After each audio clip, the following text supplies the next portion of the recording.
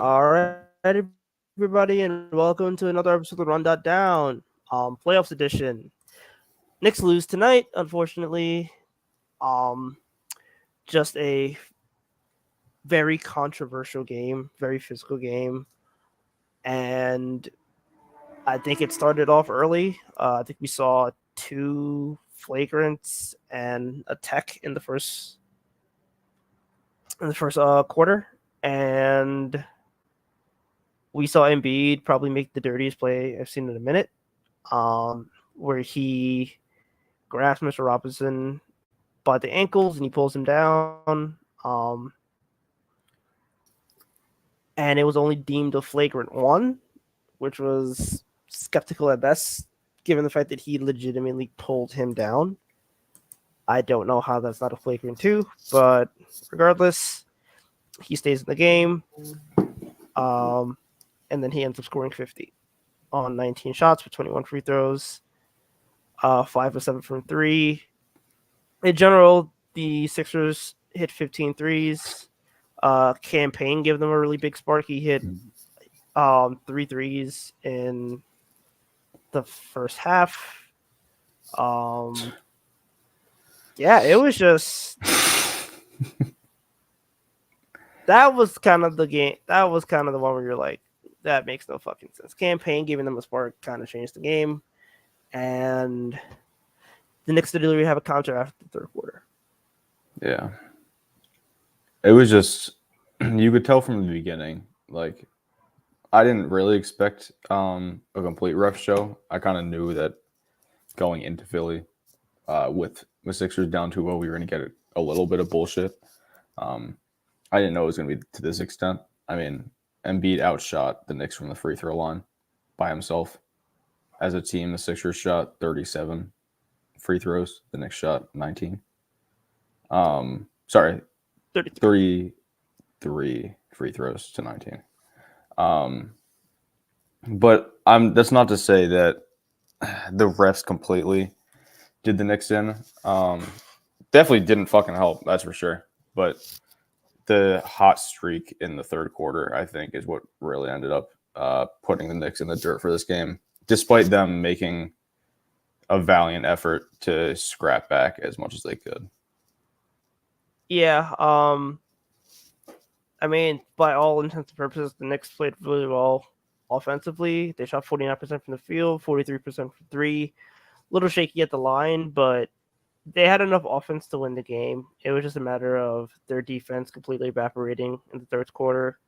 And to their credit, in the fourth quarter, they made it kind of interesting, but then every time they would start to build more momentum. Christ, man. And B would hit a three, or fucking Kyle Lowry would do something, and then it kind of just took away all their momentum. So yeah, it was not the best of games. I think they dealt with foul trouble with their bigs all night. Yeah, but I mean, I think the encouraging signs are OG gave you something offensively, which was good to see. He hit 17 points, hit 3 threes. Obviously, Jalen finding himself 39 and 13. Which that was huge. Yeah, on what felt like a bad game. Like I wasn't watching him tonight and viewing it like, holy shit, this is a masterful performance. And then you look up and he's just 39 and 13. Yeah. Yeah, I thought he got it going really well in the third quarter, but the problem is the Sixers also had it going well in the third quarter, so it kind of just it was muted. Yeah.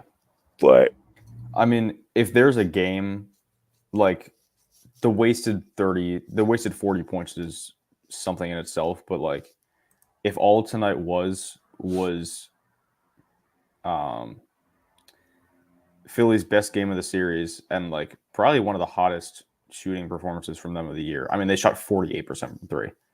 And like if tonight was Jalen finds himself night and we lose a close, tough game to the refs and Philly and their bullshit hot shooting, I think we'll be better off in the long run. Because Philly doesn't want to see Jalen actually play well. Yeah, honestly, it just Jalen getting going, Josh Hart still giving you contributions, especially with his shooting. He went 4 of 8 from three again, so I think he's the first Nick to have 3 straight games of four made threes, which is hilarious that it was Josh Hart of all people. Yeah. Um, but yeah, in general, it was just the Knicks had enough offense tonight, especially with Hartenstein. Hartenstein gave them 14 points. It was just their defense in that third quarter. So hopefully the Knicks are able to clean that up and they're able to go back to New York up 3-1. Yeah. I really just can't get over that third quarter, man, because it was just every jumper would just go in. It's just like there was at some point there's just nothing the Knicks could do. Like Embiid and Jalen and Ihart were getting into Embiid every single time he was on the 3-point line and he just would not miss a fucking shot. Like there's a certain point where it's a superstar heater and he's getting the whistle he is, and that's just the game. Like no matter how well the Knicks play, if you're getting an Embiid heater and a generational Embiid whistle in one game, and the team as a whole shoots 48% from three and out rebounds you, like we did a lot of things tonight positively, but also it's just like you can't really overcome whatever the fuck that Embiid game was. Yeah. And it's not to take away from his performance at all. I thought he was awesome. He's a fucking loser for the Mitch play, but the dude had a fucking performance, man. And I mean, this is probably the best they're going to get from him. It's like the one good second half he's had so far this series. And playing 40 plus minutes a night is probably not going to help the knee. So, like you said, Darius, Knicks just need to take advantage, roll with this punch, and just come back hungry for game 4. Because if we go back to New York up 3-1, I think we win in 5. Yeah. And hopefully we don't get a bullshit campaign game. I really just kind of felt like campaign going off the way he did kind of took the wind out of their sails. And they really didn't have a way to kind of build any more momentum. Yeah. And it wasn't just campaign either. It was like Tobias started hitting contested threes. Batum hit a couple. Lowry, obviously. Kelly Oubre. Like, I just can't help but feel anything but frustration tonight because it's like the game just got taken out of the hands of the players. And it just wasn't that enjoyable to watch, to be honest. I'm sorry. I just like you can't do that to a player and not get ejected. And the only reason why he didn't get ejected is because I think the refs didn't want to dictate the game because of what Nick Nurse and them did all the last 2 days. So it just kind of feels like in that moment when you're supposed to be a referee and you're supposed to kind of like set the law, like yeah, you eject him. Like I'm sorry that there's no way that's a flagrant one, man. There's no way that's a flagrant one. And it's not like, I mean, there are some flagrant twos that are questionable, right? Like 50-50. That was one of the most obvious ejections I've ever seen. Like, not only the fact that it's scary because it's Mitch and he's always hurt, but like, dude was on the ground and fucking pulled him over him. And it's the second time this happened to Mitch, too. If you remember, I think it was last year against Miami. When Bam was out of bounds on the ground, he grabbed Mitch's ankle to stop him from running up court. It's just like the reffing has got to fucking figure itself out.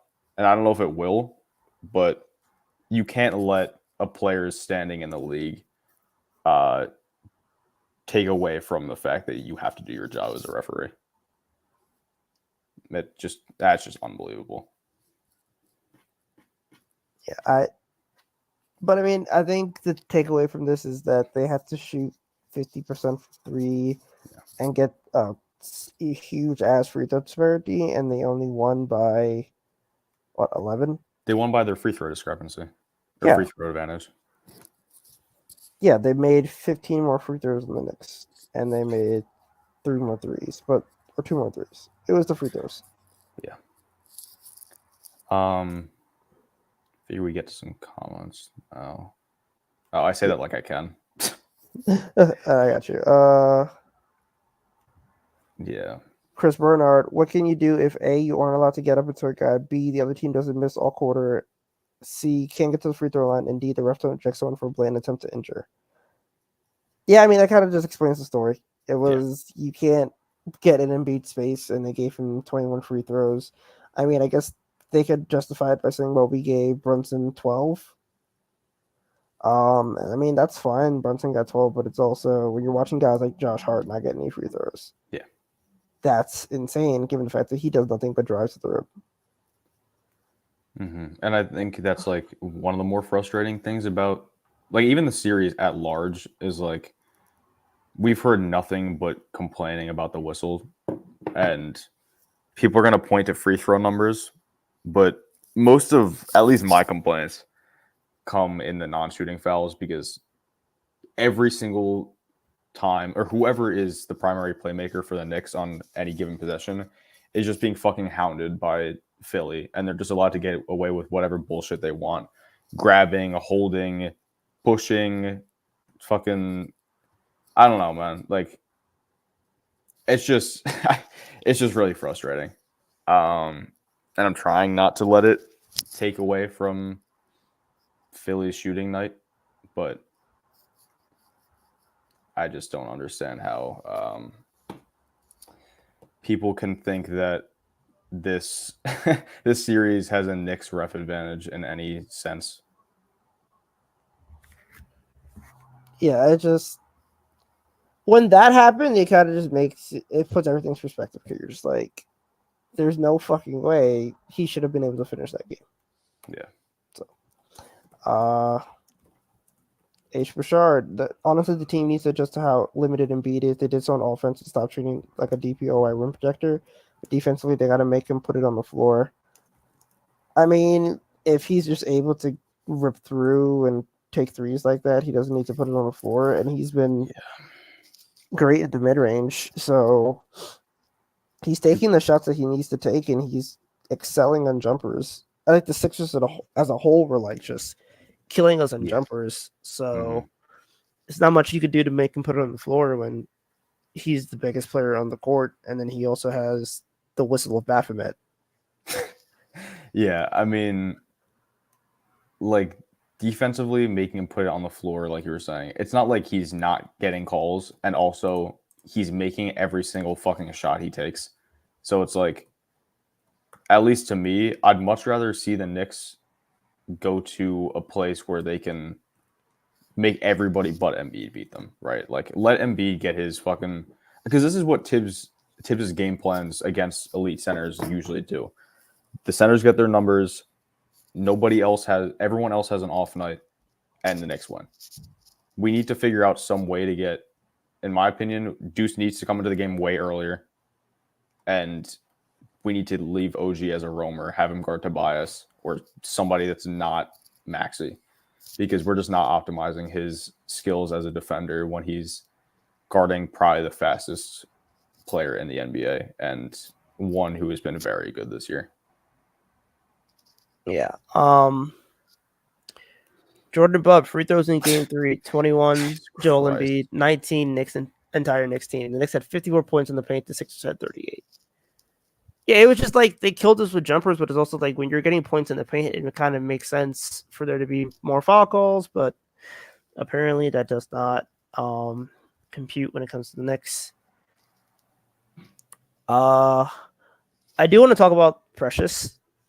I thought he actually played decently in his minutes, especially that stretch of like the first half when he came in and he like switched on Embiid and he got a block on Maxey. There's a chance that he's getting rotation minutes in this series, given the fact that Mitch might not be able to go for game 4. I don't hate it. I think he can like hold up well enough. I do wonder about like his ability to like rebound compared to Mitch because he's a good rebounder, but he doesn't have the size to really like deal with Embiid. So it is worrying, but the defense I feel like was solid. Agreed. I think if or when Precious plays again this series, it's going to have to be a concentrated effort to get on the glass. Not that it already isn't. I think our guards especially do a really good job on the glass, but just like making those extra efforts. And we just got to help Precious out because despite Embiid playing on one leg, the dude is still a fucking monster. Like, obviously, he just scored 50 points tonight. And he doesn't look all that limited by it. At least not as much as I thought he would after watching the Miami game. But to your point, I think Precious, like, he could give us a different look in the series because one, I think it allowed the versatility of the lineups that he's in. There's a lot of opportunity for versatility there, at least on defense. A lot of switchability, especially if you play OG and Precious together, which I'm assuming will be one of the main pairings we see in Precious's minutes if he gets more. And maybe even have OG guard Embiid for some possessions.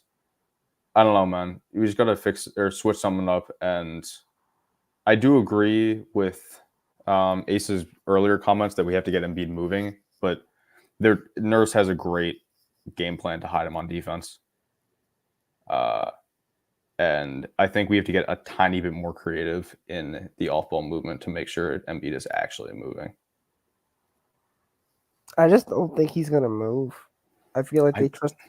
I just think they trust their wings on defense, and it's like it hasn't hurt them yet. And the Knicks, like they're still gonna sag off Josh Hart, and he's been hitting his threes, but it's also like they're not gonna treat him as if he has gravity, even though he's been making them pay.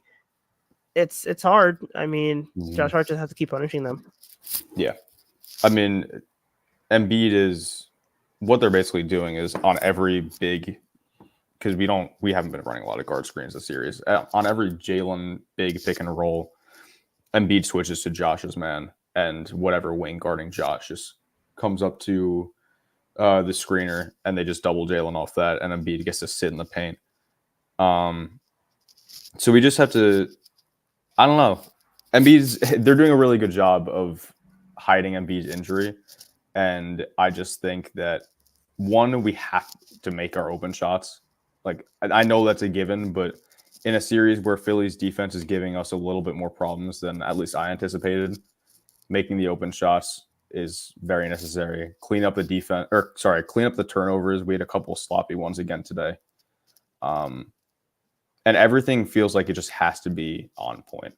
Like, despite us being in control and me still feeling pretty confident in the series, any slip up could easily mean 2-2 going back to New York, and that's not something I would want to see. Yeah. Sorry, I didn't see it. Nick Nurse on whether Joel Embiid's flagrant one foul and Mitch Robinson might I have don't been even want to address this guy. To be honest. Like that's like it's very clear what he was trying to do the last game. He fucking cried about it, and then the refs kind of like gave him a favor, and I think they gave the Sixers a favor. And it's like, I think going into the game, you kind of understood that the whistle probably wouldn't be the Knicks' favor. Home court, the controversy of game 2, but also like you can't say stuff like that, man. Especially to like somebody who got injured. That isn't.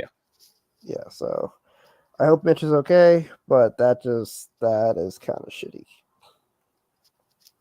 That's just weird energy after the fucking parade of crying they did for the last however many days leading up until tonight. And just for the whole series at large. It's just weird energy coming from that franchise. Yeah, it comes from the top. It comes from Morey. Yeah. So. I mean, Schwinn had his Morey rant on the last one. Thibodeau and the flagrant one on Joel Embiid. Which one? The one they called, or the one that they didn't call? The one they called. Just want to make sure we have clarity on that. I mean, credit to him, he kind of leveraged the fact that he does have a star whistle, and he got away with things that normal players wouldn't get away with. But it's also, if you are going to talk about how um, integrity is important and how fouls are fouls, then call it fair. But again, like you kind of just saw, like the first quarter, he gets Hartenstein, he gets Mitch twice. He like those aren't basketball plays. He was attempting to hurt them. Yeah, I just don't really have much more to say about Embiid tonight. Like, it was just a fucking joke. I'm sorry. I know that he got his 50, and I know that he made a bunch of tough shots, but we just weren't allowed to defend him at a point. Yeah. I also want to talk about Dante, honestly. Yeah, weird game for him. He hasn't been shooting a lot of threes this series. It's very odd.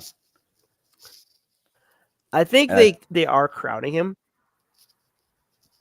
but it's weird because like he took what 3 today, he took 8 the game beforehand, and then he took 5, and it's like you figure he would be taking 8 every game. Yeah. The fact that he's only taking like 3 and he's trying to drive, and granted his drives have been okay. Like he finished 2 of 4 from 2, but it's also like you have to be able to do more, and you have to be able to take your threes. And I think they've been rushing him a bit, but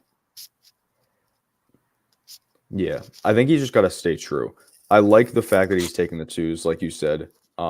He has to take at a certain point what the defense is giving him, but I also think that he needs to do a better job of not settling for the twos per se, and using those drive opportunities to kick and relocate, because that's where he's going to get his best shots off. If he's making the because he on a lot of his drives today, he's beating the closeout and he's creating advantages for the offense. So if he makes a kick to the corner or to the top of the key or the wing and he relocates, that's a wide open 3 for him. And I do think the Knicks as a whole have to get a little more creative with the off-ball stuff. We started seeing it a bit today, but doing it like with OG, I think he definitely had a couple good shots off of off-ball movement. But I just think we need to get our good shooters going. Jalen, we saw. I think he shot 4 of 9 from 3 today. 3 of 7. Yeah, I mean, I'll take 3 of 7 from 3, right? Like, yeah. But Dante's got to get his volume up because we know how dangerous he can be as a shooter, and even if he goes like, if he has a couple threes in a quarter, they're going to start paying so much more attention to him on the perimeter, and crowding him even more than they already are, and it's just going to create more advantages for the offense. Yeah, I want to see him get him up. I want to see. Well, I think we saw a lot of off-ball stuff today, and I think we saw a lot of creativity offensively. I thought Tibbs really tried to get Brunson going from various areas on the court instead of just from the left side. I thought there was an emphasis on OG shooting. So, I think the offense was fine. Wow. Yeah, I'm not surprised at that. Woj tweet, Embiid has been dealing with Bell's palsy for the last week, which explains the face and eye things. I think that's nerve damage, right? Yes. And it causes one, if I'm remembering correctly, one side of the face to not be able to react. Oh. Yeah, it seems like it. Oh, Bogey didn't play the second half? Oh, he did. A little bit. He was pretty bad in the second half. Yeah. I don't know. The pin block he had was pretty cool. I just think, I'll address Neil's comment without bringing it up. My question to y'all, how can they combat the switches PNR better? How hard is it going to be without Mitch, who we desperately need back? Well, I think it starts with matchups, right? Like I said earlier, I think we have to get Deuce back in the game early. And at the very least, maybe have Dante on Maxey, because OG despite him being the otherworldly defender that he is. He just doesn't really have the quickness to keep up with Maxey. And like I also mentioned earlier, it's just not a good way to optimize his defensive ability. He's much better as a roamer that can take advantage of traps, and he can help on mismatches, and he can get in passing lanes, because I think that's the one thing we're really not seeing from him this series. When he's been able to be a roamer, when he gets switched off Maxey, we're seeing the steals and the dunks. But other than that, his defensive impact is being very mitigated by him playing point of attack defense on Maxey, in my opinion. Yeah, I would like to see him roam, and he hasn't been able to do that across the 3 games so far. And it's kind of muted his defensive effort. I don't think Deuce would ever start, but I wouldn't hate it, because I mean, like, if Dante's gonna do that, I would agree, just like pull him quicker and get Deuce in there, because you need Deuces. You just need Deuce. Yeah, I think you just need Deuce. It's hard. Like, you see Maxey having to do so much more work in order to score, and he didn't have like the best shooting game tonight. But I still feel like getting Maxey struggling is something that they need to do. Yeah, absolutely. I mean, we saw like Deuce gives every guard hell. He gives everybody hell, but he shuts down quick guards. Donovan Mitchell and Darius Garland in the playoffs last year. Sorry. Draft stuff. And Maxey in the times we've seen Deuce matched up with him in the regular season this year. So, I mean, Tibbs definitely has a decision to make. I think, like you said, Tyrese, if Dante's going to continue to be a little hesitant to fire away from 3, and we know Deuce definitely isn't, Deuce's defense got it. We got to get his defense in there earlier. And it's not like he's not doing anything offensively either, right? He's hitting his threes. He's being aggressive, getting into the paint. And despite it being ugly at times, really the only way he's going to progress in that area, especially in this is the best way to do it in the playoffs, is just get reps and play against tough competition. And he's rising the challenge. So get him his minutes, man. We really need his defense this series, because all of what Maxey's doing is coming off of Embiid. And if we shut off Embiid's outlets, I think we'll win the series handedly. Yeah, I agree. Let's see. DDV can be a lot more selfish with a shot, like when he was the first off the first stretch this season. Yeah, I do agree. He could definitely be more selfish, just taking deeper shots, being more aggressive with his drives, getting to his floater.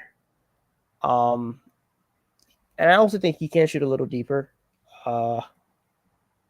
There's options for him. There's avenues for him. So, yeah. I mean, I do wonder if some of Dante's hesitancy, at least tonight, was because of the game plan being more geared towards getting Jalen going early. If it happens again in game 4, I'll hold my tongue. But I agree overall that he just has to be confident. He's way too good of a shooter to shrink in the lights now. Yeah. Not saying that he is, but like, just keep the confidence up. Right. Well, honestly, game 4 is, I believe, Sunday? Yes, Sunday at 1 p.m. Okay, so we have the early game. Nasty. Will be interesting to see how the Knicks come out. I like the fact that they won the first quarter. And I do like the fact that they won the first half. It really just that third quarter that kind of it got all the way from them. But I do think they should feel pretty confident. I do think that Precious will be able to give them minutes, especially against Paul Reed. And as long as they manage to limit fouls and to crowd them from the 3-point line, I think the Knicks will be able to win the series, or Yeah. at least be able to get game 4. Agreed. I think like Maxi had not a great game. He had 25 on 9 of 21 from the field. But like I said a couple minutes ago, I really just think like shut off Embiid's outlets, make him work hard for his points, and we'll have a good series. I don't really. One last point I wanted to make. I don't love the whole. I don't love doubling Embiid. Honestly, I think we have guys who are good enough defenders to hold their own against Embiid, and especially this hampered version of Embiid. And I think we're very much shooting ourselves in the foot when we're helping off of shooters because despite Philly's roster not shooting well for a while, a lot of those guys are good, consistent shooters and have been for their careers. So I wouldn't really suggest helping off of them too much. So yeah, I think just Tibbs has got to trust the centers to stay home, and he's got to be a little bit more careful with it now. But if he's going to send doubles, he's got to pick the spots. Like don't help from the strong side where Embiid's looking type thing because there have definitely been a couple weird doubles from guys this series so far. Yeah. But yeah, man, I think if we limit Embiid's outlets and make him work hard, I think we're in for a good series. I haven't really lost a lot of confidence because it's a nice game. It's more of a frustration thing than anything. All right. Anyway, that'll be it for us. Thank you guys for coming out. Thank you guys for all the support, and we'll see you after game 4. Later.